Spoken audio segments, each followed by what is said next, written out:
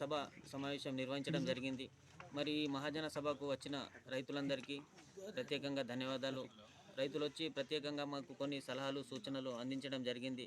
అందులో ముఖ్యంగా ఒక 3-4 విషయాలు ఉన్నాయి. ఏమంటే మాకు ఇప్పుడు వడ్ల కొనుగోలు సీజన్ వడ్ల కటింగ్ స్టార్ట్ అయింది కాబట్టి వడ్ల కొనుగోలు కేంద్రానికి ప్రభుత్వం ఆమోదం తెలిపింది, స్టార్ట్ చేయమని చెప్పింది, ఆదేశాలు ఇవ్వడం జరిగింది. మరి ఇట్టి వడ్ల కొనుగోలు కేంద్రానికి ప్రభుత్వం సహకరించినందుకు రైతుల తరఫున ప్రత్యేకంగా ధన్యవాదాలు తెలుపుతూ ప్రభుత్వానికి. ఇంకొకటి 2-3 సూచనలు ఏమి చేయడం జరిగిందంటే రైతు భరోసా రాని రైతులకు 3 ఎకరాల వరకు వచ్చింది. మరి మిగతా రైతులకు కూడా రైతు భరోసా నిధులు తొందరగా అందియాలని రైతులు కోరుతా ఉన్నారు.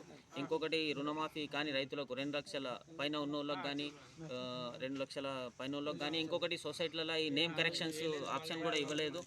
అవి పేరు సవరణకు కూడా అవకాశం ఇచ్చి వెంటనే మొత్తం అందరు రైతులకు రుణమాఫీ చేయాలని రైతులు కోరుతా ఉన్నారు. కాబట్టి ఇట్టి సలహాలను మేము ఆమోదం తెలుపుతూ సహకార సంఘంలో తీర్మానిస్తూ కలెక్టర్ గారికి ప్రభుత్వానికి తీర్మానించడం జరిగింది.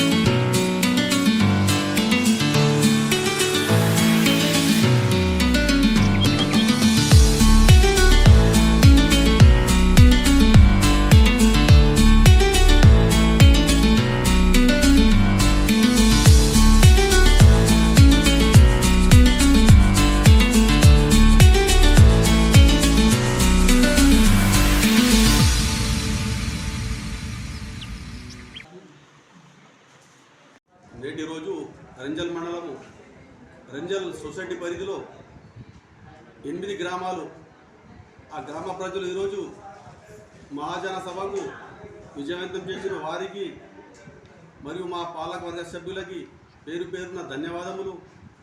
అదేవిధంగా లాభ నష్టాల విషయంలో మా సెక్రటరీ గారు చదివి వినిపించడం జరిగింది.